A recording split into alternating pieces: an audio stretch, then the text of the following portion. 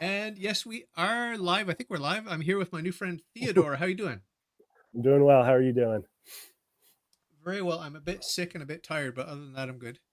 Well, I also am a little sick. I've had a congestion the past couple days. Yeah, there's It's something yeah. there's something going around as usual, Well, of course, always. but like I always say, what doesn't kill us makes us stronger, weaker, neither, or some combination of both. So Yeah. to paraphrase Nietzsche there. So anyway, I'd like to. Very nice to meet you. We met in the comment section of YouTube, and I'd like to hear the background story. I mean, how were you raised? What's the journey? Twists and turns. Yeah. Tell us the whole thing. Well, I mean, I was baptized as an infant in the Presbyterian Church, and my but like being raised, there wasn't a particularly strong Christian life, I guess, in the house.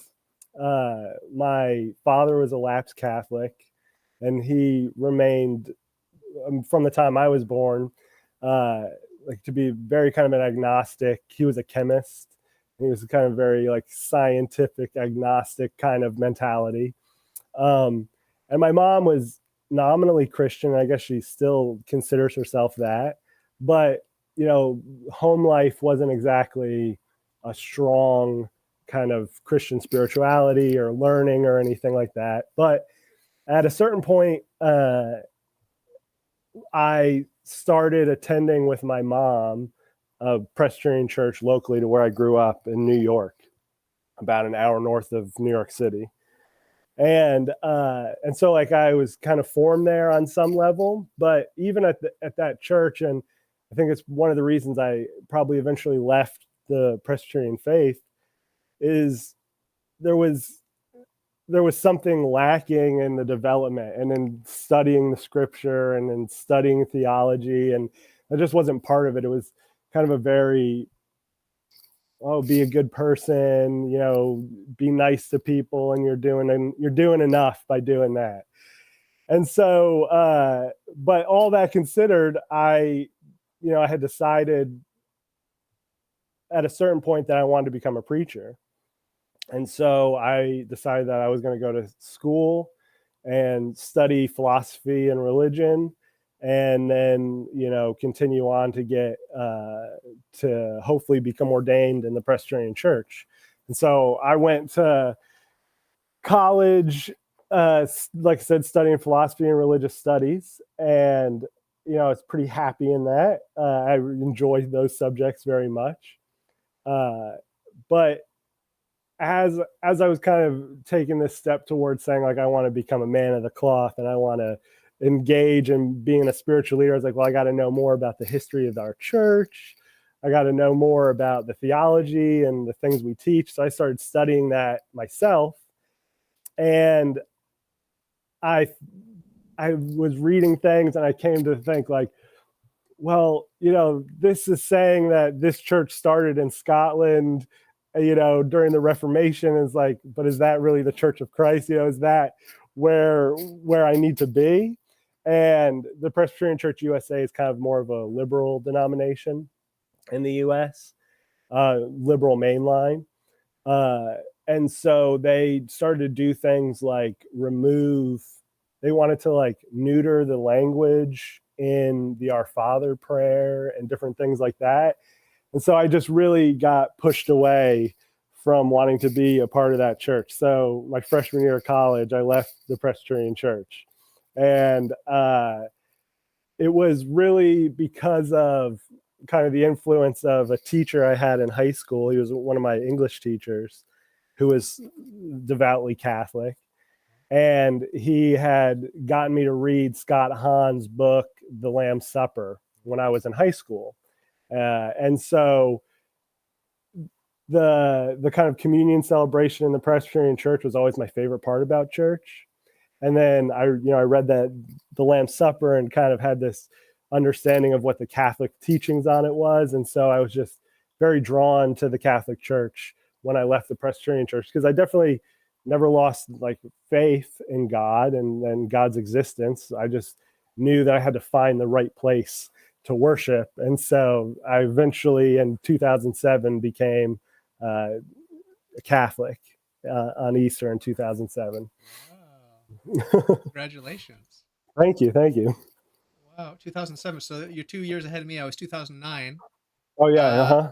so maybe okay, I want to dig into the conversion. That's so exciting. But Yeah, I sure. want to first just sort of polish off the biographical Yeah, stuff. yeah. Remind me. Sorry, I forgot how many siblings you have. I have a brother and a sister Okay. who are both much older than me. My dad's first wife was killed in a car accident. And so he had a daughter with her, and they also adopted a son. And so I have a half sister and an adoptive brother as well. Okay. And how are they doing faith wise? Not very good. Oh, My sister is, I would say that at best spiritual she's but not probably, religious. yeah, agnostic and like leaning towards that, all of that new agey Yeah, kind yeah. of stuff. Maybe not like fully engrossed in it, but kind of taking Sympathetic ideas to from it. it. Sympathetic Yeah, to it. yeah. But probably never has thought about it deeply in terms of like questioning what all the kind of foundations and assumptions in it. And then my brother is really not religious. His wife kind of is, but they're not regular churchgoers or anything like that. And his wife thinks it's very funny that I would have converted to Catholicism from Presbyterianism, which like she kind of nominally is as well. Yeah, well, it is funny. It is a funny thing to do to convert to Catholicism. No matter which Yeah. way you slice it, it's always an interesting story. So, what was the reaction of your friends? Because I'm sure your friends were scratching their heads too. Yeah, I think, but I I guess, even the people I went to church with who were kind of like when they heard about it were kind of like saying, well, like, why is he doing this or what's going on? But there just wasn't this, there wasn't this attachment to dogma at all. Right. Even like in the sense of like the people I was like going to church with, like I think many of them kind of view it as just like, oh well, that's just another place to go to Uh church, huh. and Uh so huh. it's like, well, it's we're all Christian kind of thing, and so I never really had to push back from Right. anyone or anything like that, and my parents were certainly when I decided to convert were supportive of it, and bought me books on different things, Oh.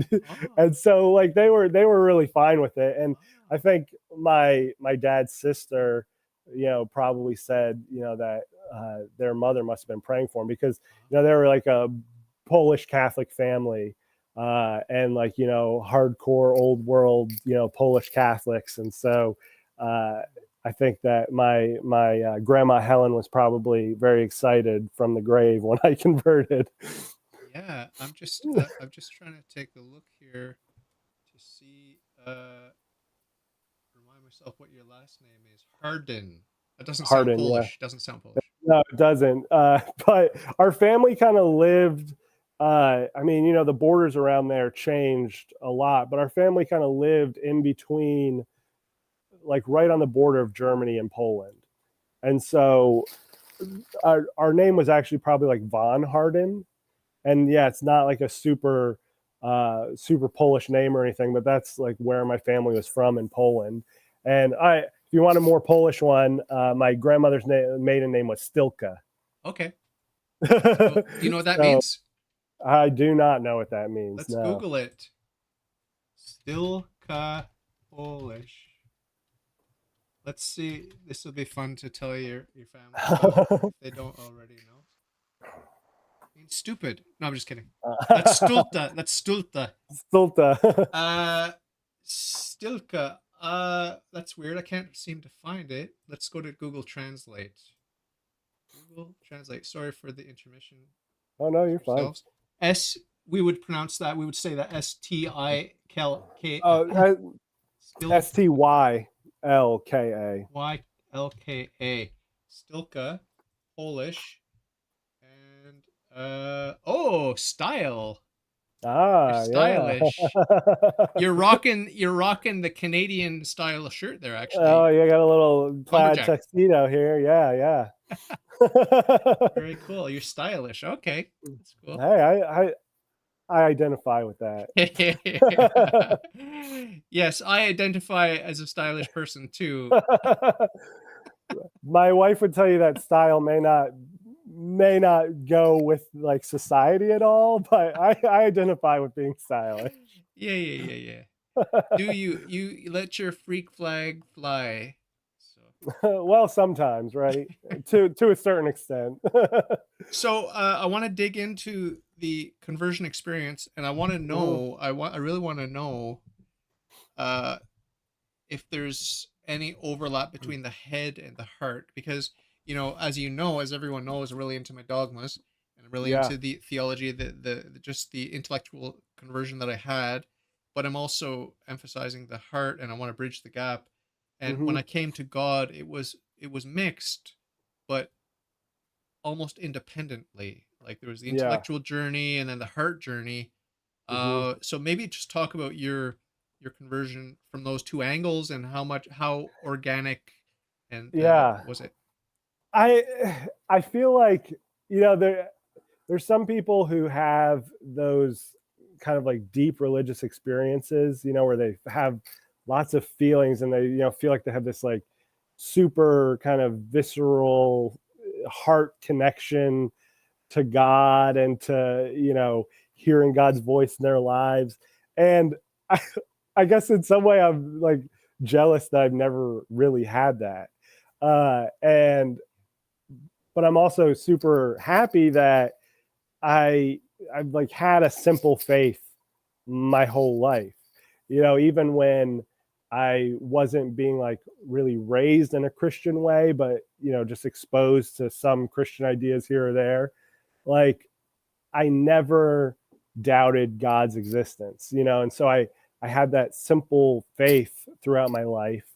And for me, it was very much a heady conversion, where it was kind of like, well, I believe in God. I think you have to worship God.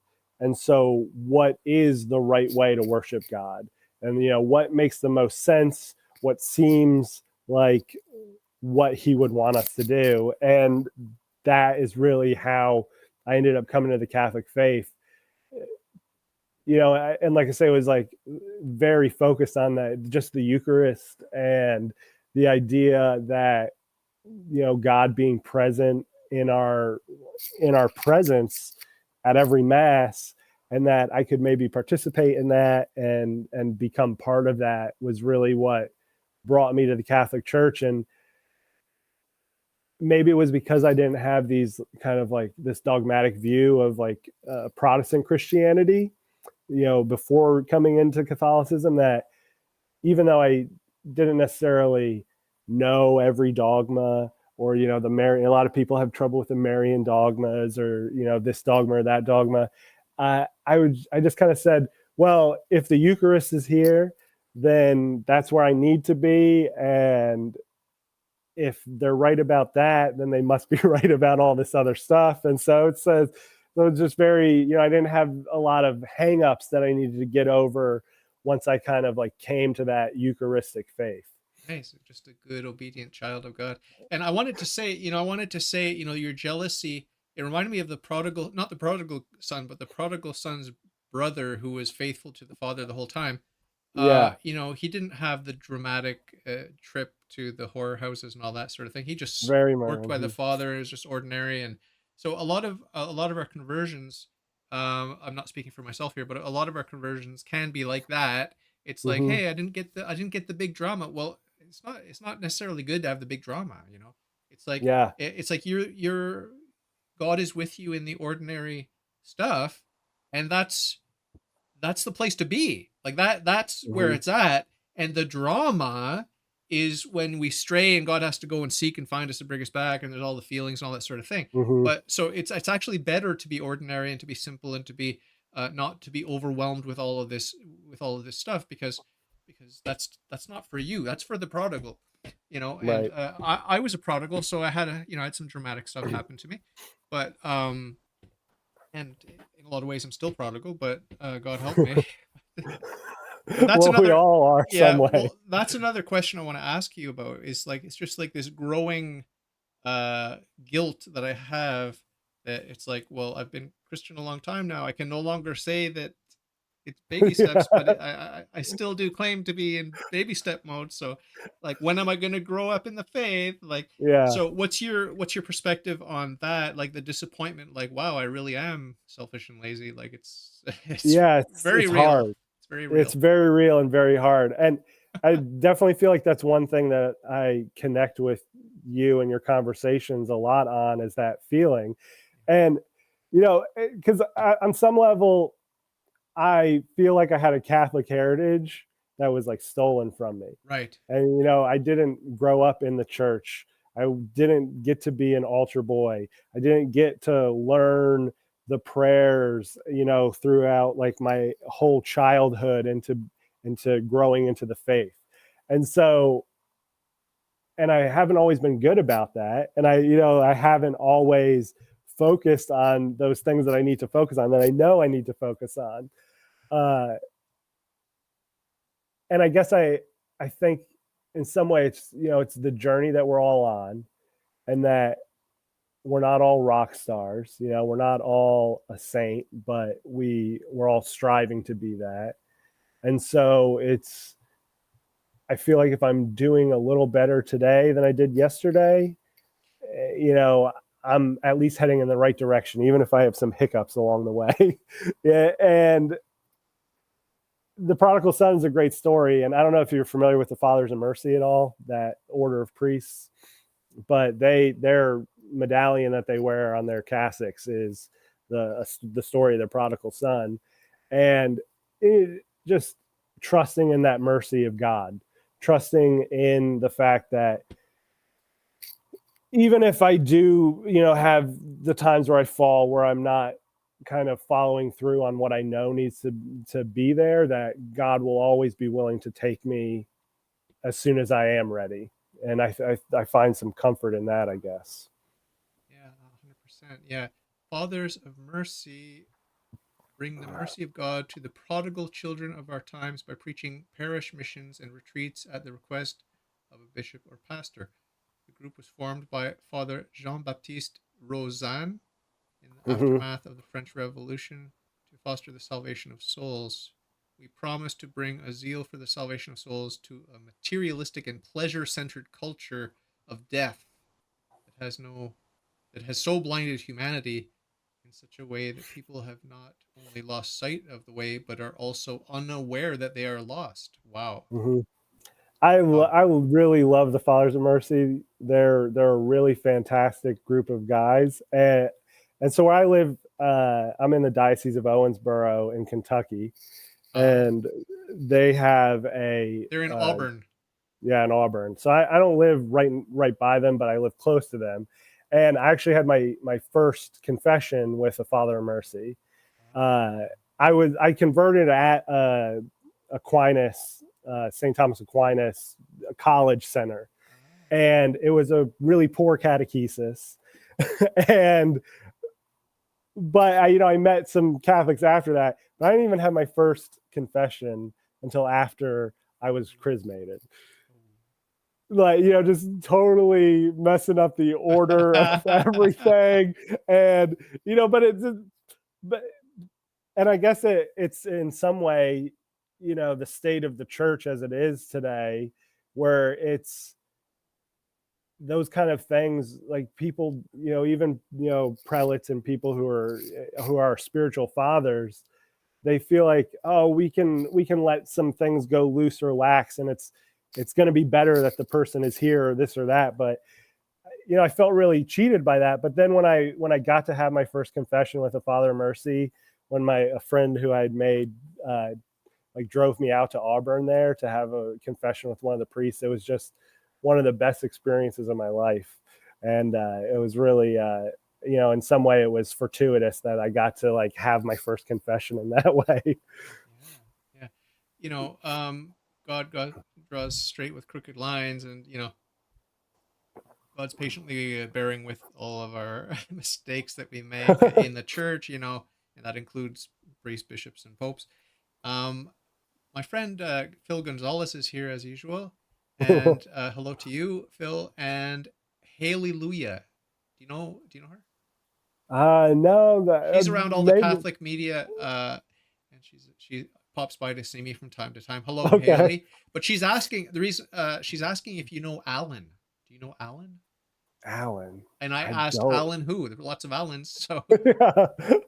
Alan with I one L. So we'll find out I if she can plug it yeah, in. I mean, I would need more than that. I don't know. Yeah, that doesn't. Do you know the Unless other it. guy? Do you know that other guy though? You Which know other guy? the other guy, the guy, the guy.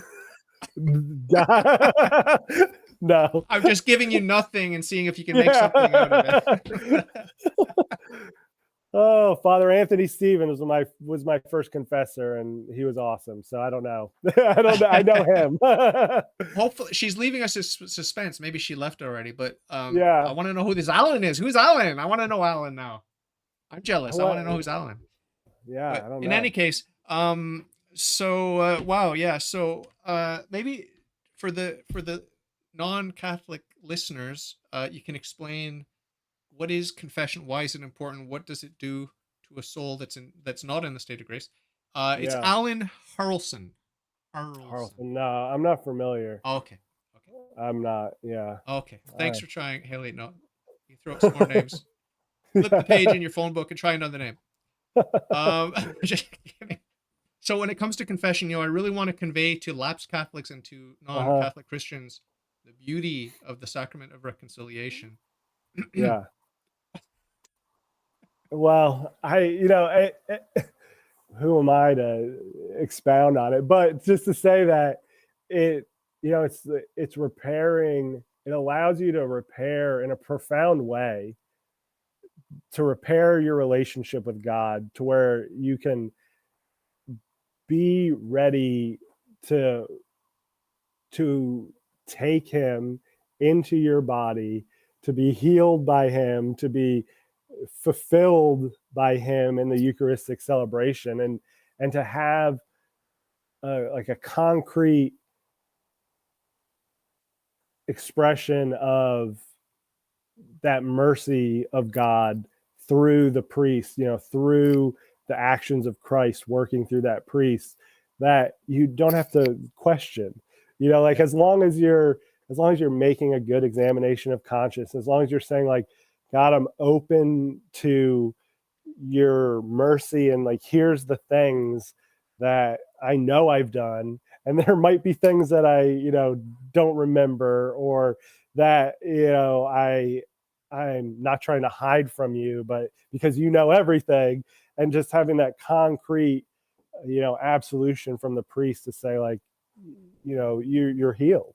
And it not being Catholic, before I really, it was something that was like very nerve wracking to even think about, the idea of like going to someone else and kind of bearing your soul to them and saying like, here's all of the dirt and grime that I have.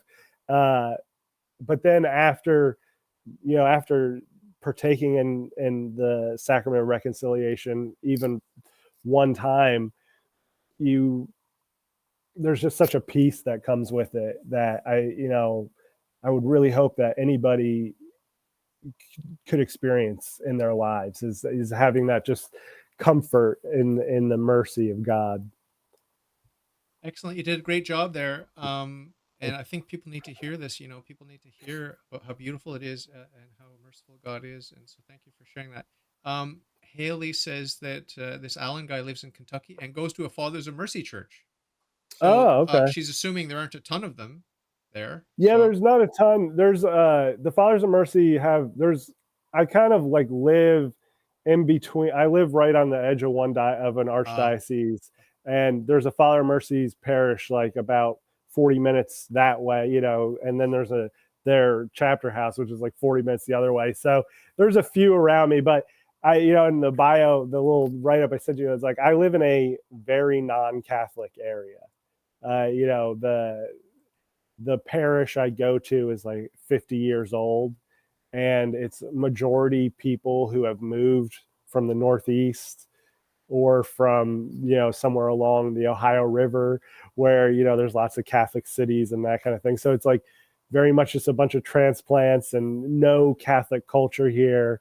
It was a parish that was originally started by, man, I can't remember, but they have a special charism of going into places where the Catholic population is less than 3% and starting parishes. Oh, no way. Like in that, yeah. If I'll try to remember Yeah. And email me if you what can't figure group. it out. You can email Yeah, me later. That's pretty cool. It's a cool calling. yeah, it's pretty cool, and so that's the parish I go to, is like a very small little country kind of parish Ah, amongst the sea of Baptists and Church of Christ and all their manners of Protestants. yeah. Just a little side note. What is your handle in YouTube? Maybe I've seen you in the live chat. Oh no, probably not. No? I'm not. Okay. I'm not like a. Okay. I'm a little bit of a luddite, but Ah, okay. so I don't. But it's my first and middle name, Theodore Okay. Barrington. I Yeah. thought because there was some Theo hanging around before, I thought maybe it was you. No, Oh, no. okay. Just to be sure, because I'm always awkward when I don't know. Like someone's got a handle and is a weird handle. I don't know. It Hmm. turns out they know me and they think that I know them, but I don't recognize the handle. That's always Yeah. awkward. But you know, so quite amazing. So when it comes to, I just want to touch on sort of some of the big hurdles that most Protestants face when they come in. Mary and the Pope being the two that Yeah. I want to talk about now. Maybe we'll start with the Pope and then go to Mary because I want to maybe dwell a little bit longer on Mary. Hmm. So maybe just talk a little bit about what does it mean for you to have a visible head of a visible church, Yeah. having come from a non-Catholic background. Yeah. So the Presbyterian background, it's I look at it as like a very American Uh-huh. religion in some way, because it's very democratic, Uh-huh. where each kind of community, each church has like a group of leaders who vote on things, and then there are synods above that, and there are these kind of hierarchical layers that come from its Catholic heritage. Um, but like from that Protestant perspective that I came from, I very much was kind of the opinion that the kind of the invisible body, where it's like there's some people who may or may not be more or less correct in what they're doing, but we're all kind of basically Christians, and we share in this body of Christ, in what we profess to believe, in believing in Christ. And I guess in a certain way, I still believe that very much as a Catholic. But there's there's something about having, I always think about, I guess, in terms of the Pope, I always think about how when the Gospels are talking about Christ being the head, and it it makes so much sense, right? That we have this one body with many parts, but there is the head. There is the thing, like the intellect, the will, that is driving us in all of the things we do. And they do not act apart.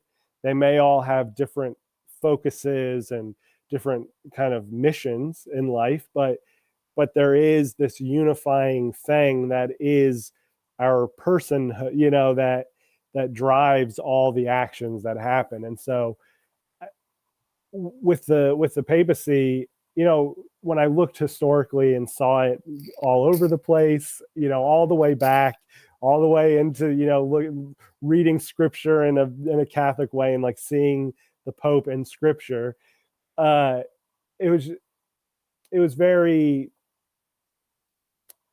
very much like kind of an easy thing to say. Yeah, we have a spiritual father, and he's not God. He's not this autocrat, but he is who Christ told me to submit to. And if I don't submit to him, then how could I be submitting to what Christ wanted? And so it's very much for me was not a difficult transition, but again, I didn't have this like very dogmatic Protestant kind of theology in mind. And so a lot of these things, like the Pope, was just very, very much to me like, okay, well, A plus B is C, and so I'm gonna go with C. That's where I'm gonna go. And even if I have some questions about like, oh well, is this Pope, are they doing the best for the church, or are they being a good father? It's not really my place to even ask that in a certain way. It's not my place to worry about that. It's my place to love the Holy Father and to submit to him, because that's what Christ, and to pray for him. Yes. Do you pray for the Pope every day? I do. Yeah. I mean, and What's it's something honestly, I pray for the Pope's holy intentions every day. And I pray for the Spirit to guide the Pope into good decision making and being a good father for us. And that, I definitely through my time being Catholic, I have kind of struggled with that desire in some way to be, I don't know, not necessarily ultramontanist, but to like that desire to be like ratty, like really radically traditional, and like saying, oh well, this Pope is not doing what I think he should do, and so I decided that I needed to just give that up and just pray for the Pope. And that's when I started praying for the Pope daily, to just to be a good father for the church, and to do the things that the Spirit was calling him to do. Yeah. So before we talk about Mary, Mama. I want to, because you talked about the father, now we got the mother.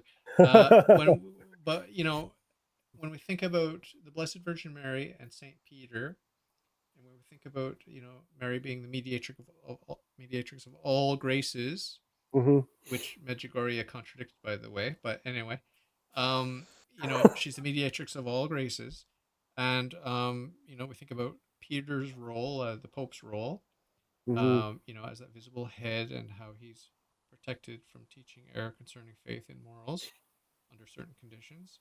Mm-hmm. Um, some of the saints and doctors of the church sort of struggled to place in a hierarchy. Is it about more about Peter or about Mary? Like who gets the pride of place in our lives here below? What would you Mm-hmm. say? What would you say about that tricky question? Oh, that is a very tricky question. Man. And you're not committed to like this is my answer for all time, but play with the Yeah. idea. Just play with the idea. Yeah. I think in a lot of ways, if you look at the Pope as our father and Mary as our mother, because that is, the Pope is our spiritual father, and Mary is our spiritual mother. And that is the way God deigned to give us, a spiritual guidance in this life, in this family that is the church. And so I think that where a good wife, will back the father is always pointing back to the wife, and asking for the children to give the ultimate love to the wife.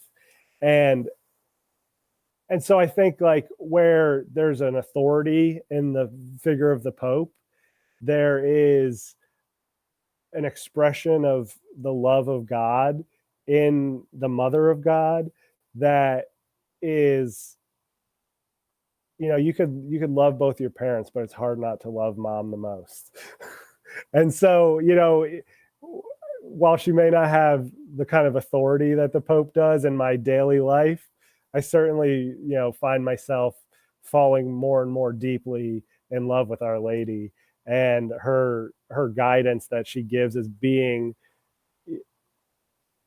having that, that fiat, that submission to the will of God, and to her son. And just that example to me is timeless and powerful. Yeah, I don't want to, you know, denigrate the non-Catholic Christians out there, but I want to be realistic and honest and just say, like, they claim to have a personal relationship with the God Man Jesus Christ, and yet they don't know where the church is. They don't know who the visible head of the Hmm. visible church is. They don't know our mother. There's like, if I were a non-Catholic Christian as a full-grown adult on fire for Christ, I would be making it top priority. Where's the church you built? And what is it with your mother? What do I owe your mother? What do I owe her? Hmm. And what's her role with grace and salvation history? Like, I would just sit down and try to meditate, pray, beg God to tell me, give me direction on that. But I haven't met a Christian yet, uh, who's done that. And if you meet one that has done that, they're Catholic now, Yeah, yeah, for right? sure. Yeah. So what's going on? Like, I mean, I just want to shake them and slap their face, like in that movie, The Airplane. Airplane. It's like Yeah. everyone's lined up to slap this person, but it's like, wake up. Like, I mean, I'm exaggerating a little bit, but it's just because I'm passionate. I'm passionate. I want Christian unity. I want us to, I want us to be one. Now I know we're not going to accomplish it. I know there are weeds among the wheat, but it's Yeah. very frustrating. So maybe just talk a little bit about that, Mary, the Pope, and Christian unity. Yeah. And the spiritual blindness of these beautiful Christians who love the Bible, they love Jesus, but that spiritual blindness. Talk about that. Yeah. I mean, and so many, you're so right. Like, these people can often be like really beautiful examples of Christian love, and they're, even though, it's not part of their salvation, they're working. Yeah. They're working so hard to, to please Christ. And there's, I think, I mean, I'm sure that there's a lot of different reasons that people have for, not wanting to kind of accept what the history of the Christian church exemplifies throughout the ages, or because they're afraid, because they're afraid that, well, if I submit to the Pope, or if I love Mary too much, that somehow that is taking away from my love for Christ. And so I think they, like, and it's this like kind of crippled form of love, because it's like I can only love in this particular way, or else somehow my love gets too diluted, rather than like seeing it as saying, if I love, no matter whom I love, even if they're not Christian, even, whoever I'm loving, I am adding to Christ. I'm adding to his the love that he's getting from us, because I'm spreading it around to his children, right? Because I'm doing what he said to do, and to, love the poor man, and what you do to that poor man is what you do to Christ.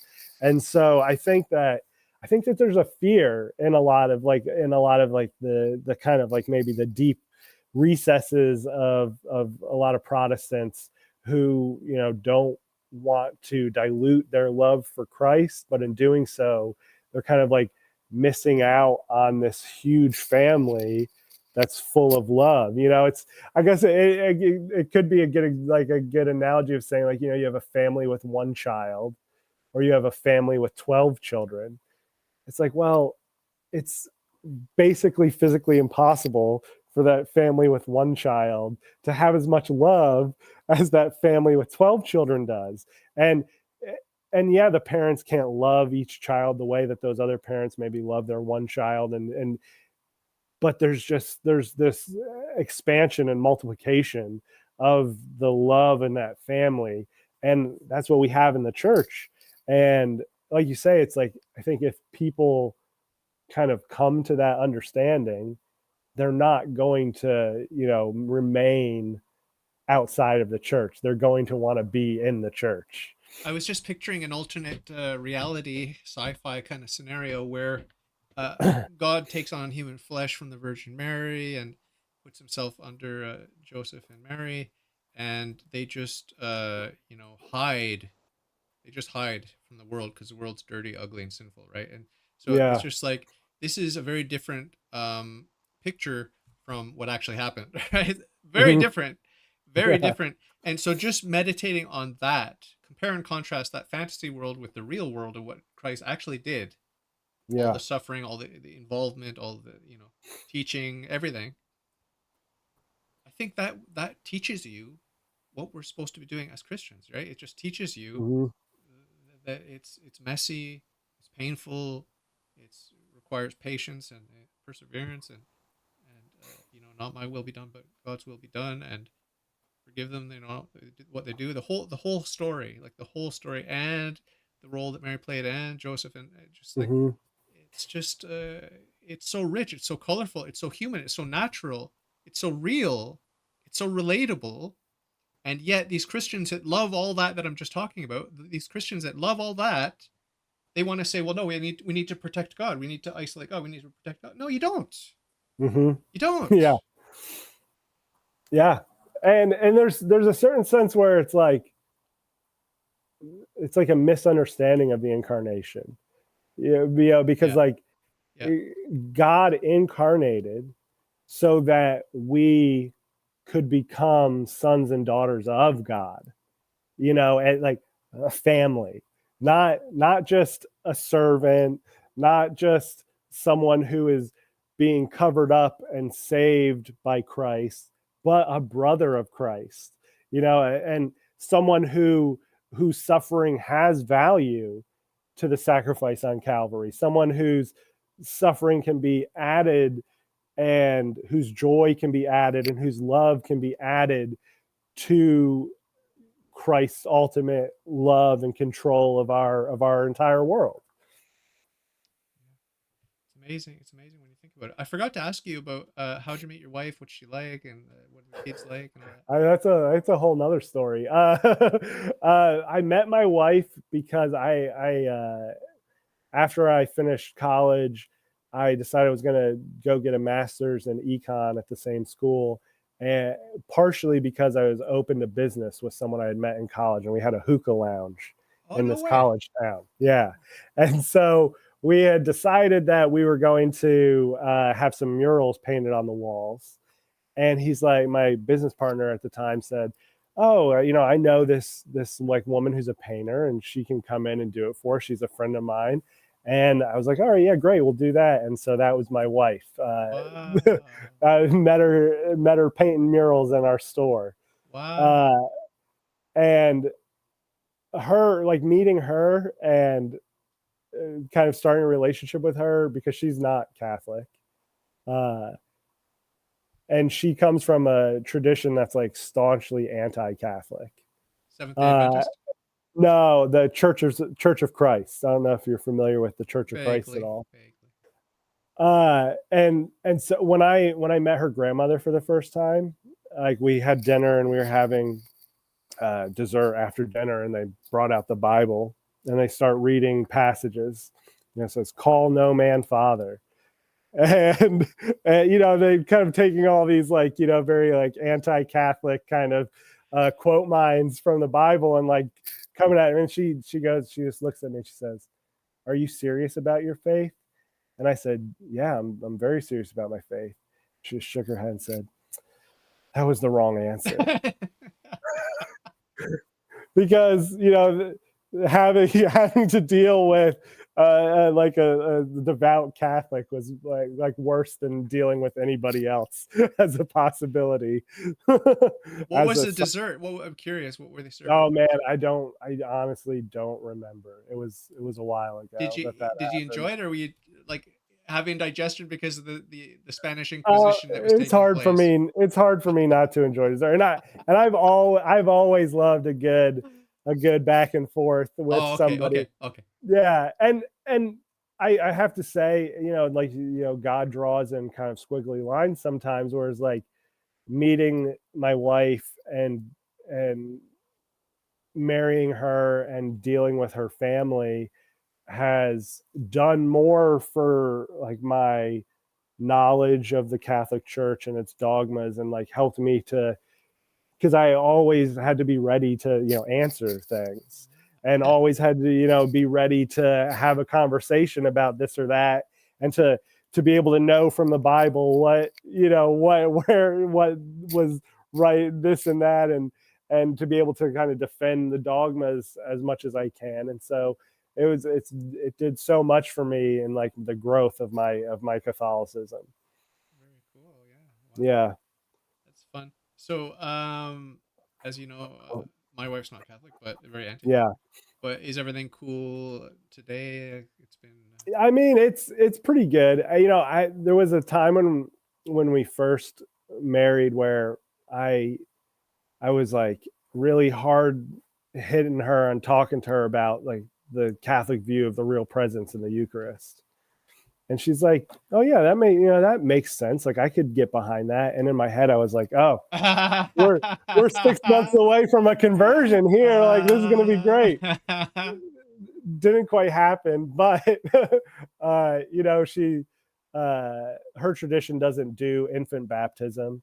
They only do baptism by full immersion. So she, any kind of like pouring or sprinkling is, in her view, is not baptism. But she let me baptize both our daughters, in the church, and we attend mass together. So, I'm always praying, and I have a devotion to the Holy Family, to pray for my family and bringing us all together in union, in the church fully. Hey, are we allowed to pray to Jesus and ask him to pray for us, or is that silly? Is that silly? Does Jesus pray for us or no? I mean, I always ask. I mean, especially when I with a devotion to the Holy Family, I always ask the infant Christ to pray for my Okay, daughters. okay. And so I don't know. I've never really thought about it. I've always just Because he kind of like prayed, he done prayed it. when he was here. He prayed when he was Yeah. here. Does he still pray? I mean, I would think, but I don't know. But whatever. But this is where I say it's like whatever the church tells me, I have like I'm Yeah, willing to do it until the church tells me yeah, yeah, not yeah, to. yeah, yeah. If I had to guess, I'd say that he's praying constantly. Like he's praying Yeah. constantly. But I is mean, the he's father is loving is the constantly. father praying? Is the father praying? No, the father I doesn't pray. mean, The father doesn't pray, right? man, you're getting into like Uh-huh. the deep How many theological angels can question. dance on the head of a Yeah, pin? right. I yeah, I mean that's a fascinating. Yeah, I've never really thought about I think whether or only not I, I think Father is only I think praying. only Jesus, because he's fully God, fully man. I think only he can pray. Yeah, Among I the mean Trinity. that'd be something I'd really have to think and dig on to look. But I mean, you may be very right about that. What's your gut tell you? My gut tells me I've always asked Jesus to pray for me. I've never asked the Spirit or the Father to pray Yeah. for Okay. me. Okay. Yeah. Like I guess I always direct to them, just like petitions, I guess you could say, Right. rather than like a prayer Prayer request. towards them. Yeah. So I mean, I guess maybe in my gut, I would say that yeah, it's maybe just Jesus Do that you prays. ever ask Mary to directly intervene and act, or do you only exclusively ask her for her prayers? Uh, I generally only ask her for prayers and not direct intervention. Yeah, I would say that's my normal practice. It's a big ask. It's a bit bold to say, "Hey, Mary, do me this favor." Like it's a bit much, right? Yeah, I guess that's probably, yeah, very true, to be like, hey Mary, can I get an apparition for my wife so that she knows Yeah, she knows the truth. yeah, yeah, yeah. But there's one. So like we're on the same page. But there's something special with my guardian angel. I asked Hmm. my guardian angel to do direct Oh yeah, things. uh-huh. I ask him do this, do that.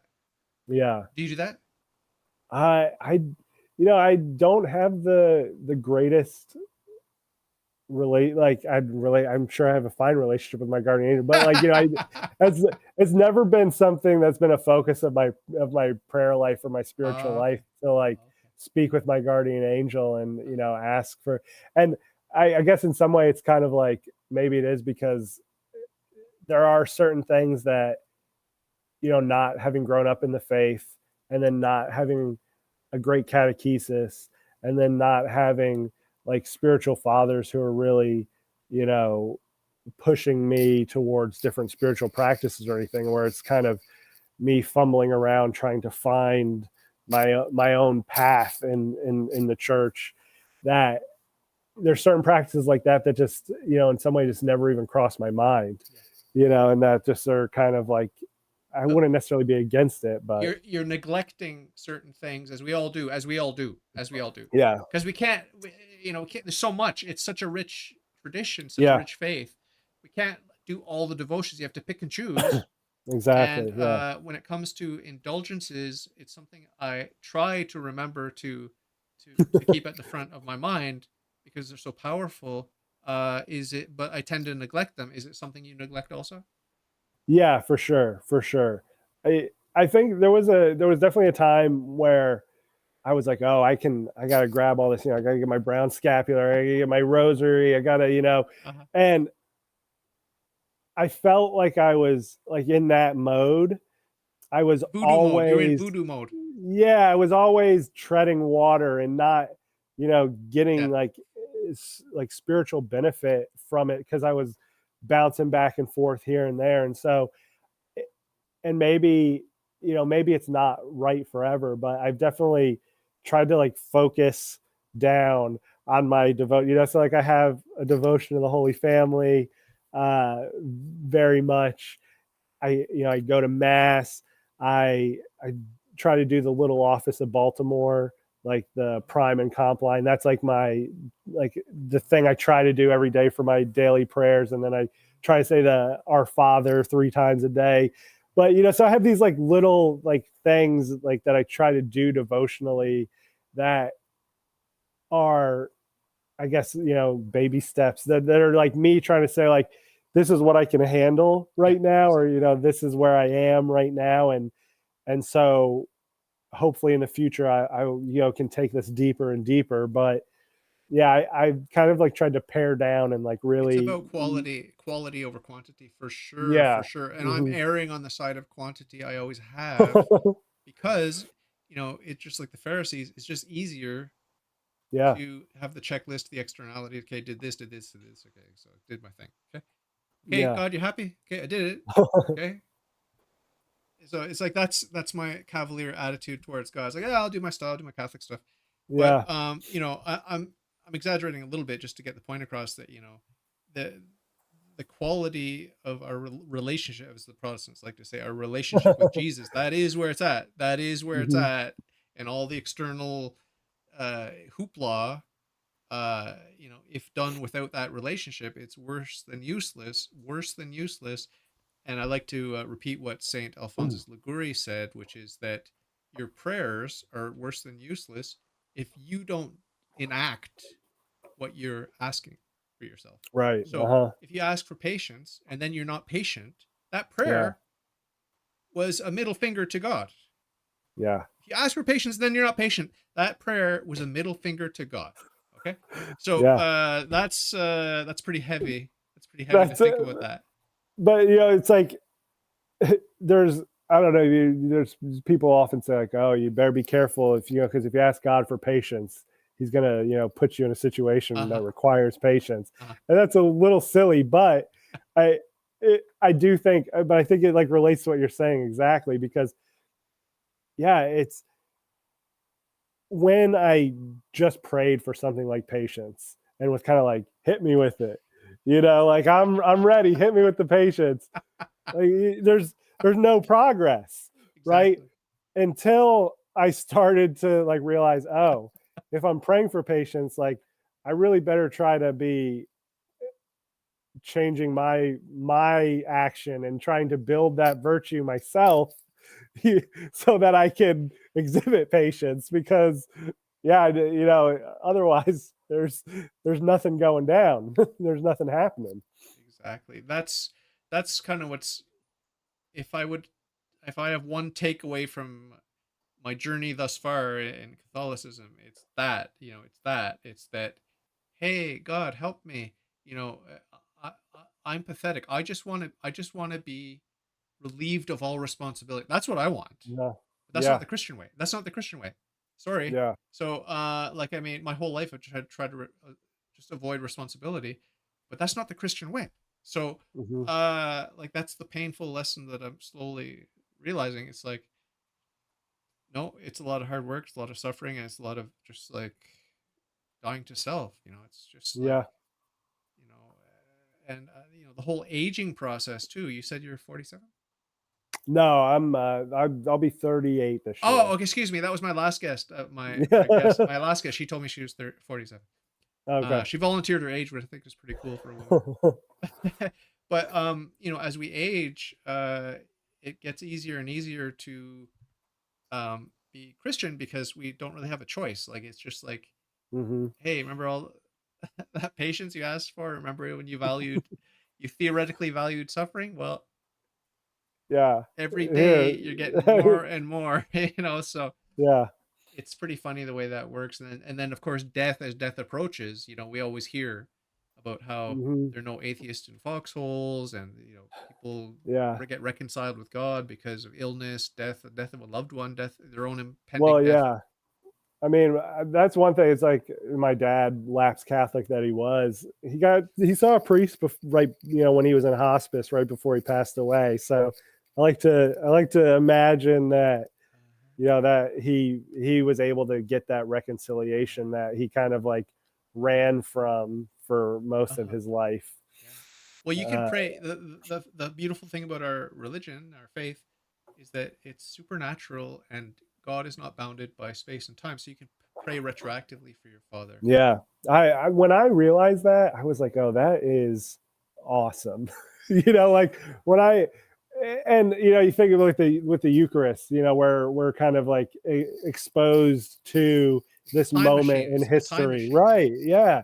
And when I like really started to think about that and kind of mull it over in my head, I was like, oh, that means that like I can pray for anything. Like I like there's an infinite world of prayer that I can make to God for, like you say, yeah, for our loved ones and for people who've had real horrible and terrible sufferings even in the past, and that those prayers are efficacious and in a real way. Yeah. I'm sure. I don't have children, but I'm sure parents have prayed for the future generations. Like you think about Abraham and all his offspring, or you Hmm. think about anyone that has a large family and they're imagining many many generations in the future. Maybe they have a big business, or they have money or whatever, and they want to worry about in a worldly way about, well, I hope that the future generations keep my business that I built, or Hmm. and then in a spiritual parallel or analog we can think about, well, I hope my Catholic children keep the Catholic faith, and their Hmm. children and their children.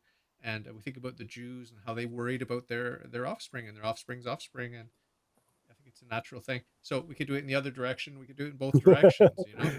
Yeah. Just like with time, with space. Space is not a limitation. I'm not in Australia right now, but I've got a friend there. I could pray for him. That's like space, not a Hmm. problem.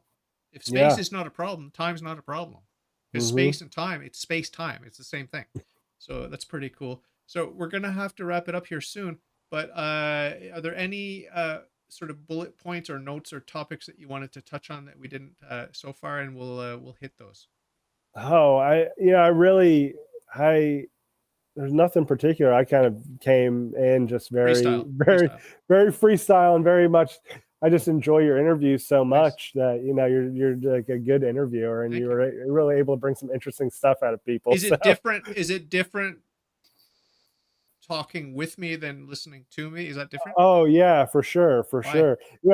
I I think that because of that like communication between you and I, whereas when I'm watching you talk to somebody else, uh, it's it's not like I'm watching one of those little finger plays you always talk about, but it's like I'm taking on something from outside of me. But like here, Ah, I'm actually kind of engaged with ah. something with me. And so yeah, I feel like it's kind of very different, It'll be funny to watch it back because you'd be watching yourself, but you Yeah, can't I don't know. I don't even know if I could watch you it back. can't you can't you can't separate yourself from the subjective Hmm. involvement that you had, so you won't be able to see your own interview the way that you've seen all of the other interviews you've watched. Yeah, It's a special thing, right? yeah, It's very special. it's kind of fascinating. It's a definitely strange thing that we have access to, and Yeah, the recorded word like that. the guests that I've had are many and varied. I'm just wondering if you were touched by any of the characters you met, whether they're Christian or not. If anyone moved you, or if anyone you found funny or quirky, or if anyone aggravated you in a particular way. You don't have to name names for that one. Yeah, no, I I I I mean, I guess there's certainly there's sometimes there's like a frustration Yeah, where you'll be talking to someone and you'll say like, okay, this is your these are your foundational premises, and this is where that leads. And it's like they keep on running into this brick wall where they're just like, no, no, no, no, no, yeah. And it's like, oh, and so I almost feel like pity. I'm like, you have such a strong belief in whatever this thing you're believing is, but it doesn't even seem like you've ever taken the time to sit down and like really try to work through the kind of consequences and the of what it is you believe. And so I guess in implications. yeah, and so I guess in some way I find some of those frustrating, just because it's like, oh man, this person just has no kind of introspection about what they believe. Um, but again, your guests are so varied, and sometimes there'll be someone who it just kind of like seems kind of silly some of the things that they believe or they're talking about. Uh, but I do find that there's almost always something in each interview where it's like, oh well, that's like that's an interesting thing, whether it's a story of their past or something that they are, Insight. and yeah, a little insight that they have that's like, oh well, that's kind of it was good just to watch it, just to see that kind of a thing.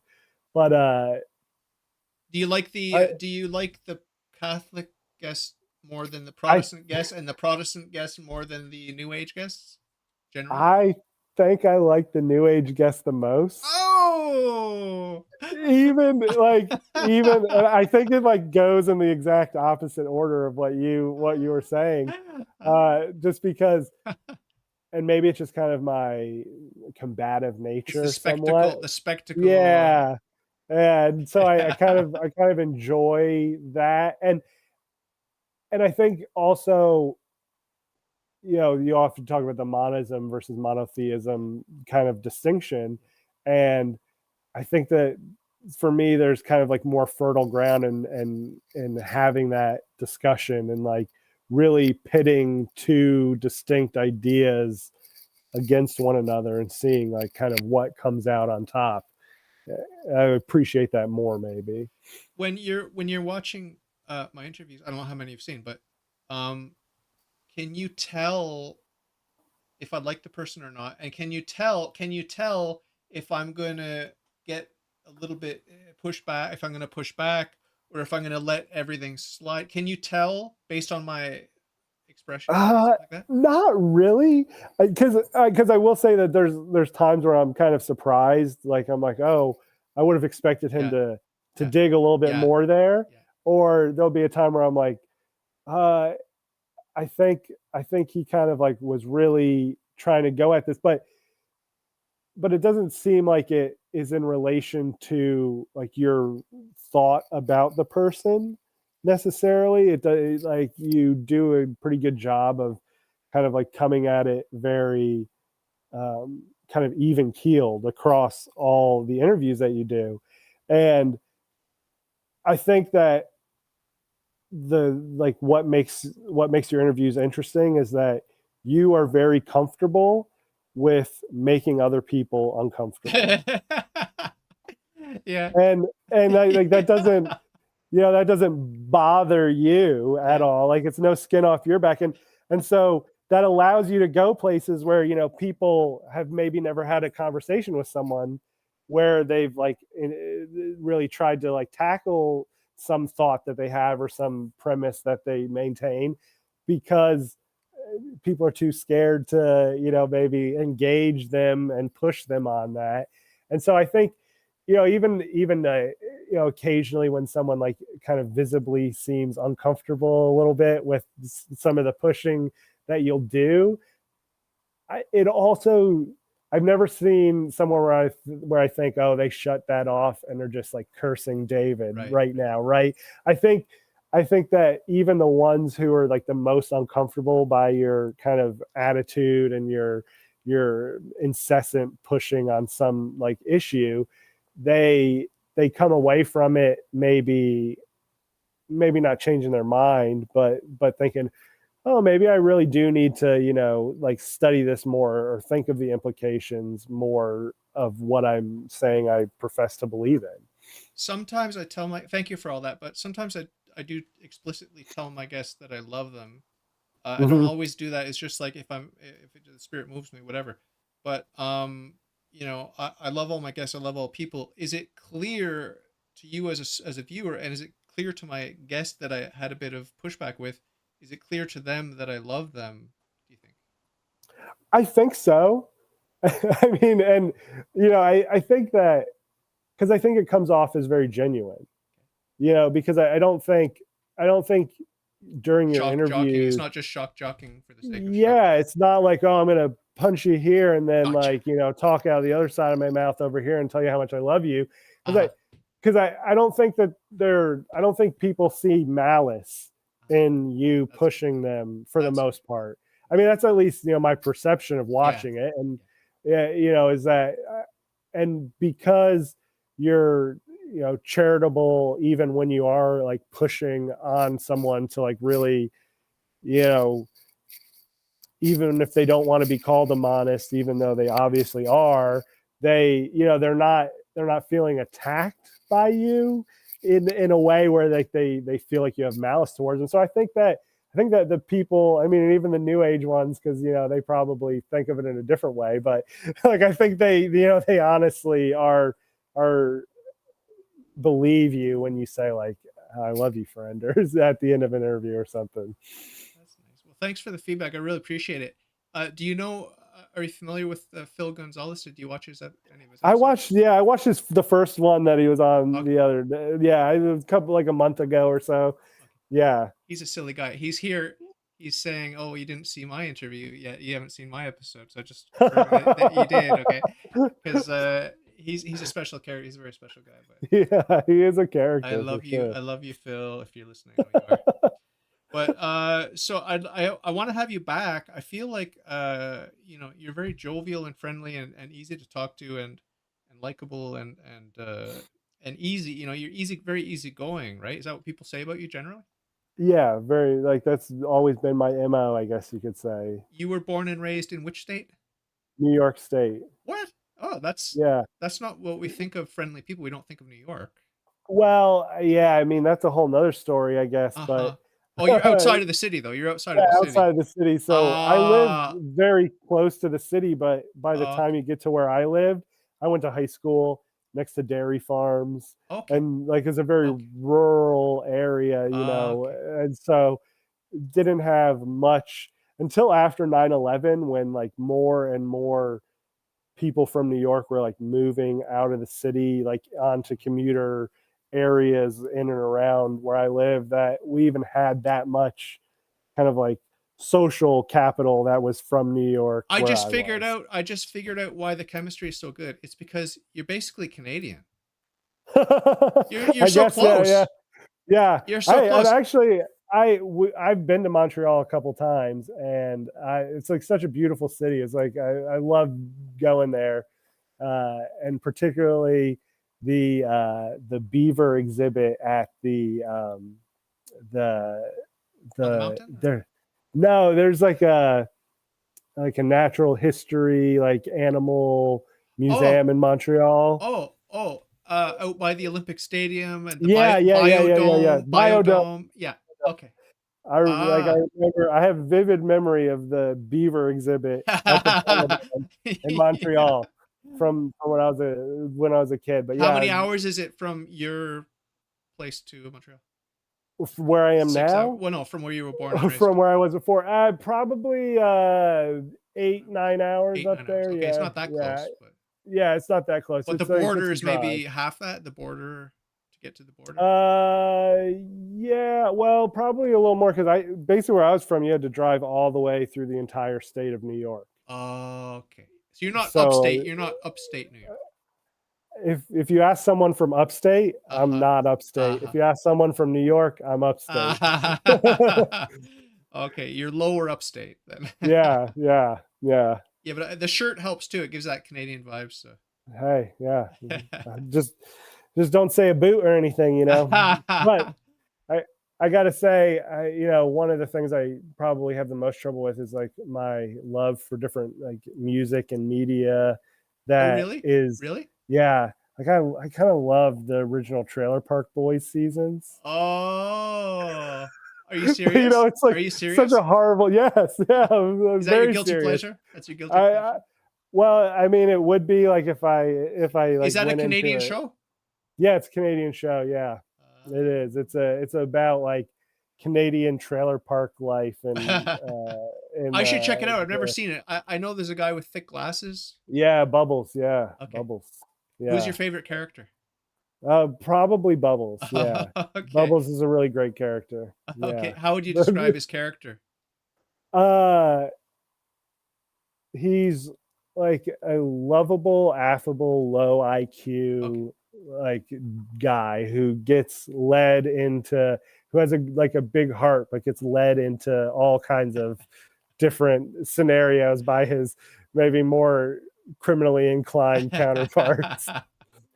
Oh, definitely have to check that out. I wonder if I can watch it on YouTube or streaming. It's probably on some streaming service. You might be able to I find don't some of pay it for on any YouTube. streaming services. Yeah, Maybe I'll try to find that's yeah. I'm sure you could find some somewhere. it. The early seasons are the best, or all the Yeah, seasons? for sure, for sure. Yeah, the first, I'd say even up until like the fifth or sixth season is like Wow. are the best ones. How many seasons did it run? Quite a few. I don't remember. They took a break for a while and then like came back and kind of like got, because it is a pretty popular show down like in the States, Okay. Okay. and so they got started getting like Snoop Dogg was in like some episodes like Really? later on. Yeah, so like Wow. Wow. and so like at that point it kind of became a little, Jumping it the seemed like shark. it became a little more corporate, a little bit more like it was Did they bring taking these nudity into it? characters. Did they start putting nudity into it? Hot chicks. I mean, there's never really nudity. The worst nudity is male nudity, and it's not full nudity at all. And so That's that a great slogan. The worst nudity is male the nudity. worst nudity is male nudity. I Yeah. agree wholeheartedly. Yeah. What about But music? What do you think about Canadian musicians? Do you like Rush or anything? Or I do enjoy Rush. I kind of got into them in part because of their politics. oh, oh, Because I guess I'm kind of more of I'm no fan of like democracy, okay, but I'm kind of like lean more in that like libertarian okay, esque kind of thing, and so Yeah. that's Yeah.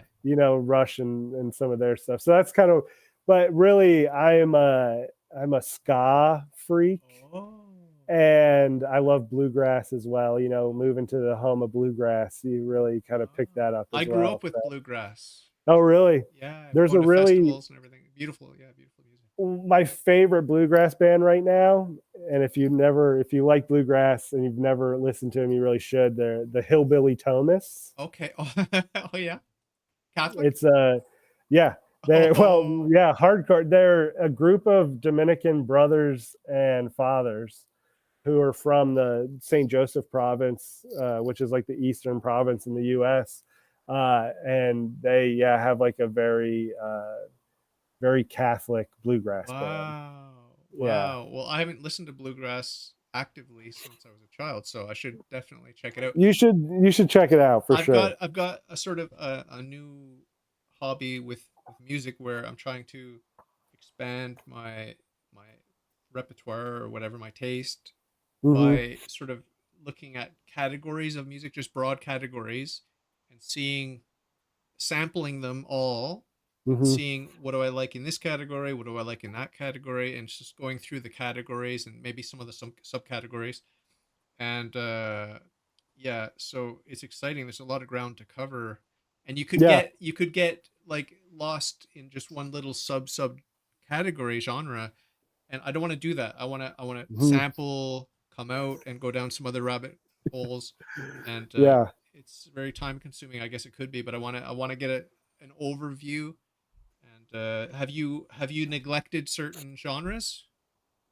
I have a very eclectic taste in music. Yeah. And so, I mean, I've listened to everything from like harmonica bands to, polka to, classical to whatever, I guess, because really, I guess maybe prog rock, Oh, really? which I know is your bailiwick, but it's probably like, I was like, yeah, I like Rush, but like to me, that's like maybe the like I've listened to some King Crimson, but Uh-huh. like, it's like There's a that's lot maybe more one there. There's a area lot where, more there. yeah, Yeah, yeah. yeah, Go to progarchives.com and just look at the 13 subgenres of prog. uh-huh. And I really like three or four of those categories. I'm trying to test some of the other nine to see is there anything there that I like. Yeah, And that's what led me to think about, you know, all the kind of other expanding categories. that to different Yeah, genres, and like yeah, I know I like there's nothing better than good classical music. There's nothing better, but I'm bored by it unless it's like a piece that moves me. If it's a yeah, piece that moves me, there's nothing better. But if it's just turn on the classical radio, I'm bored right away. yeah, Unless it's one of those pieces that grabs me. And pop music generally, I think it's okay. I'd rather listen to pop than classical. And if it's a really hmm, good pop tune, there's nothing better. And yeah, if it's crappy pop, I'd rather listen to crappy pop than crappy classical. And yeah, you know, yeah. For sure. I mean, there's like there's some pop albums that are fantastic and just like amongst the best albums of all time. Like Michael Jackson's Thriller album. It's like that that is like a great album that you just cannot deny it. But I do find that like pop through the ages and like pop right now is I don't listen to at all, and like I I mean I'm sure that, and there's some catchy songs, you'll hear a yeah, song on yeah, the radio and it's like, oh yeah, this is a catchy song, yeah. but it just, yeah, there's not like I don't get moved by it at all, Uh-huh. and it all kind of like sounds very similar, and there's just it seems like it's like all produced by like two guys or something, and Yeah, like yeah, yeah, yeah, where yeah, there's so much music that it's just great and sounds wildly different, yeah, even in genres, yeah, that it's just like, yeah, I'd rather listen to 90s music all day long than, yeah. like a modern pop station, I guess. I've spent time listening to jazz, traditional jazz, 40s, 50s. The Hmm. 60s gets a bit weird for me. But I like jazz, I like classical, I like I've never been a fan of country, but there's some country style rock, prog rock that's kind Yeah. of interesting. Obviously I like prog. I don't really like rock and roll per se. Wait, so you Elvis and all like? that sort of stuff. Like, Oh, you're not a fan. I no, like. Do you like Buddy Holly at all? no, hate Or that stuff. Hate that stuff. yeah, I okay. hate all that Oh stuff. man. I hate all that stuff. How about like the Allman Brothers? Yeah, that's country rock. Yeah, those That's country yeah. rock. So that's what you would consider that like country rock, I and yeah, think I so. mean, No, I saw them yeah. live in concert actually. Yeah, Oh, really? Yeah. that's good old boy rock, isn't it? Yeah. No, it definitely is. Yeah, for sure. Yeah, I I like I that. guess there's sometimes when I think, especially when you're talking like about music genres with somebody, it's like the The borders. categorization is different. Yeah, it's Yeah, like, of it's like course, fuzzy, and of so course. it's like trying to get a feel for where the lines exactly are. Yeah, yeah, Maybe yeah. What are when some of the other bands that you like I mean, in like I rock? love like in rock. I mean, I do really love the Allman Brothers. Like I consider them like rock and roll, but like like that, like more like, yeah, it's not like maybe like Elvis or Buddy Holly kind of rock, but I do love the Allman Brothers. I know that's one genre that I don't listen to a ton Okay, of okay. music from, Oh, but you know, I I also really enjoy movies and horror movies particularly. oh, And so I do have like a certain love for ACDC because they like oh. uh there's a Stephen King book that he directed into a movie, and ACDC did the soundtrack for it. Oh, really? Yeah, and it's just like it's fantastic, And so Oh, like but I don't like particularly love, the Stones or ACDs. I guess I like Floyd, quite a bit, but again, like I guess I'm more kind of like a ska head uh-huh. than anything else, Right, right, and right. You don't that's find kind of it like, just a bit of the same? I Does it get mean, tiring or? I don't think so. I mean, because again, there's like kind of like that same like subgenres Give me in some the names. Give me ska. some names to look up. Well, there's one band that's like touring today. They're called the Interrupters. They're pretty good. Okay. Um, Streetlight Manifesto slash Catch 22 is like a late 90s, early 2000s, like really good ska. Like Streetlight is like great lyricist. Like the lyricist is fantastic. Um, the Mighty Mighty Boss Tones, Oh yeah, I've heard like, about them.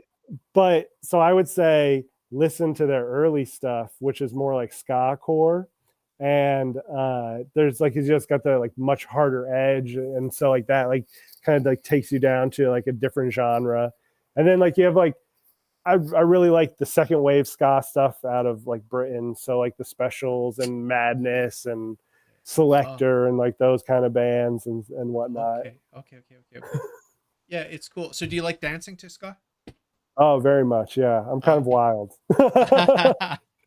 Oh, yeah. Your was it your mother's maiden name means style? Is that what we established? Your Oh no, my grandmother's, dad, my grandmother. Yeah, your my paternal grandmother's maiden name. grandmother's maiden name. Yeah. Yeah. Mhm. So, did you go through a phase with the style, the ska style? Oh yeah, for sure. Black and white, Yeah. checkerboard, Yeah. Yeah. everything. Yeah. Yeah, yeah, Cool. very much. I was in a ska band Oh, for no a way. while. Send links. Hmm.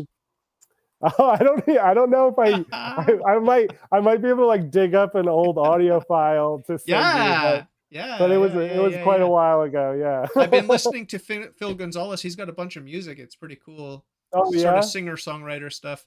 Okay. Forgive me if I'm miscategorized, but it's something like that.